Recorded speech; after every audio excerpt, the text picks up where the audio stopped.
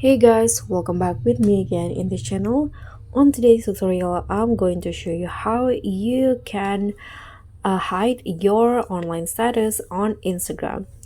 So here in Instagram, people can see when you are open your Instagram or online on Instagram. And if you want to turn it off, or you don't want your friends to know when you are online on Instagram, here's what you need to do. Click on your profile on your Instagram. So click on this button and go to or click on the three lines icon at the top right corner. Then go to the settings and privacy. Here scroll down until you find this messages and story replies menu. Click on that. And here this is the who can see your online section.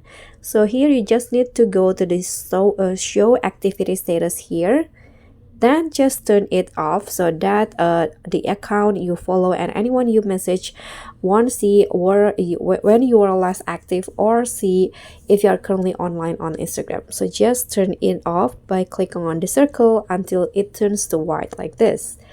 And that's all for me. Thank you so much for watching. Don't forget to like, comment, and subscribe, and also click on thanks. Bye.